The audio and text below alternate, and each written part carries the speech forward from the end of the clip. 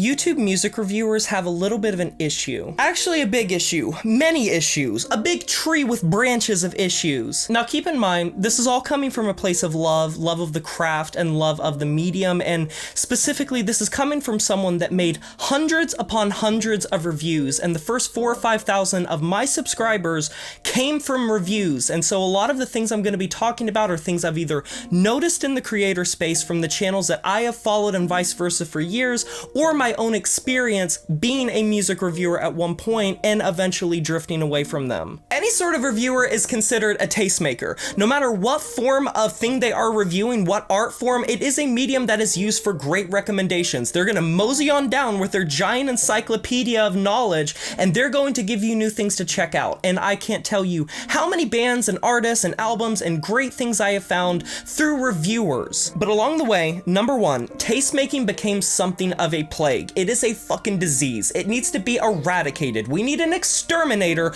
to disintegrate the very nature of tastemaking and how it has poisoned the well when it comes to music review content. And it all started, in my opinion, with Anthony Fantano and his community. It got to the point where his marketing and his branding with the yellow and red flannel being a negative or positive score and putting the scores in the description, people just didn't care. They would just scroll down. They would look at whatever the score is and then dip the fuck out if they didn't like it. Or even if they did like it, they wouldn't waste their time watching a review. And why exactly is that? Well, it's because the format has gotten incredibly obsessed with making it in the image of a written review. That is not why I enjoyed reviews to begin with, and I don't think that's why a lot of people enjoyed reviews to begin with. The type of people that consistently watch music reviews all fall into little categories, and they're very identifiable. They're either people that have listened to it and want to hear their opinion get validated or invalidated, but most of the time, 99% of the time, they want to hear a green check mark, drop the gavel,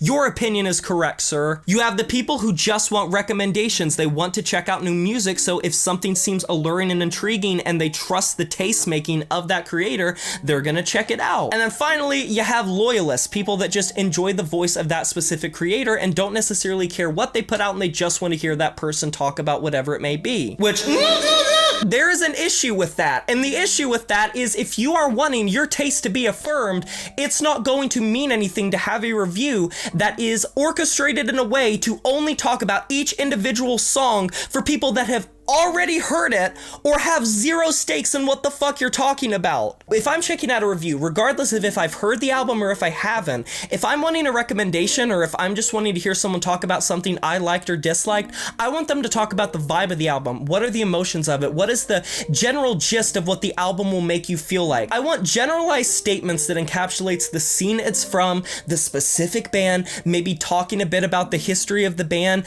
I don't want the entire point of that review to simply be you dissecting each individual song, because if I wanted to hear an album get dissected in that way, I would either watch a deep dive of someone that is just fucking obsessed with that artist, or I would go and I would read a review, an in-depth review that I would finish minutes quicker than your 10 or 15 minute video talking about every single track, because that is inherently only appealing to a very small sliver of people that really enjoyed the album or really didn't like the album and wanted to hear your individual thoughts of each song. And that was reflective of a lot of the analytics at the time. Back when I made album reviews, some of them would perform very well, but others would perform very poorly. And that's not necessarily a dead giveaway or anything that matters. But when I looked at the analytics for a lot of the album reviews that didn't do as well, it seemed to be reflective of the fact a lot of subscribers wouldn't watch those specific reviews. Most of my album reviews that I do present day are watched by people who are not subscribed to me. It is a very small percentage of my viewers that actively watch reviews, and that's coming from someone that made reviews in the past. And that statement was even true back when I made reviews. If you build up a reputation as a tastemaker like Anthony Fantano, you are going to have a little bit more of a leg up in this because people want to hear what you have to say, but even he struggles with this. He has a viewer base of around 2 million, 3 million, 4 million across all of his platforms, and regularly he will release an album review for something that maybe is more underground or people don't necessarily know that much about, and he will only get around 70, 80,000 views over the course of like a couple of months, and that may seem like a very large number, and in terms of album reviews, that is astronomically large, but it's Anthony Fantano we're talking about. He is someone that everyone looks to for every musical opinion ever. If people truly wanted to taste make and get a review and hear him dissect things, they would be watching that, but the albums that you see people watching reviews of are the ones that are very heavily publicized, the ones that are polarizing and controversial in some way, the ones that had a lot of hype built around them, or simply the ones that are just the most popular and they want to hear Anthony either like it or dislike it. They're not there to hear him talk about the 3-minute and 30-second mark of the 6th track. The things that I enjoyed about album reviewers like Vinyl Vlog and Wyattxhim back in the day when he did more reviews, and Count Blagorath whenever he would do reviews, and specifically Coverkillernation, is it felt so raw and genuine. It didn't feel like someone trying to be a written review. They were just talking about an album as they were, their immediate thoughts of it, their gut feeling. It came from the heart. Whatever they were feeling positively or negatively felt very genuine, and it felt serious, and it felt like it was directed uniquely towards that album and wasn't them just regurgitating what they heard on every single song.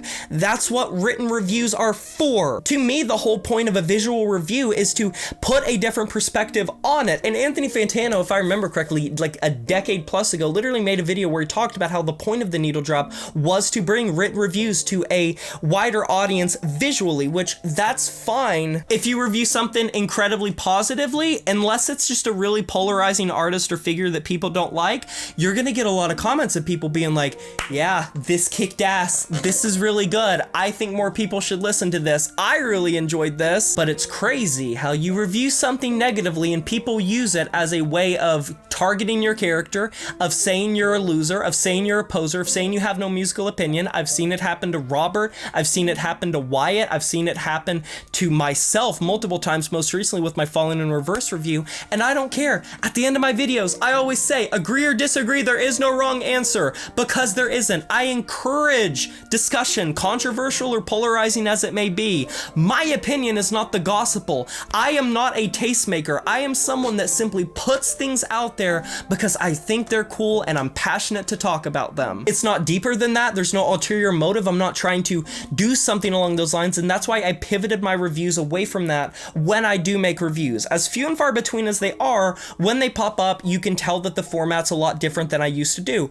I no longer include a score in my videos, and I also try to focus more on describing the album experience for someone that might want to listen to it, as well as give my own personal opinions for people who have heard it. And regardless of what their opinion is, give them my perspective on how I think the album comes together as a full-on listening experience. And used to be, I would dissect the whole album, but who exactly is that benefiting except the very small sliver of people who are already there to have their opinion just completely confirmed or not? I want to know if an album is going to be for me. I want to know if it's interesting. I want someone to describe it in an interesting way. I don't want to hear someone dissecting an album that I haven't even heard. That's not going to intrigue me. That's not going to make me excited. If you say the guitars on track number 3 are just really tasty, and you know, the vocal melody on track number 5 at the 2-minute mark, I don't care about those things, and I don't think most people care about those things, because if you look at a lot of reviews, who is actively talking about those things or saying, oh, these are my favorite tracks? They're talking about how the album made them feel. Where does it rank on their your list? How does it compare to the artist or band's discography that it comes from? How does it compare to a lot of things happening in the scene? How is the production? How are the vocals?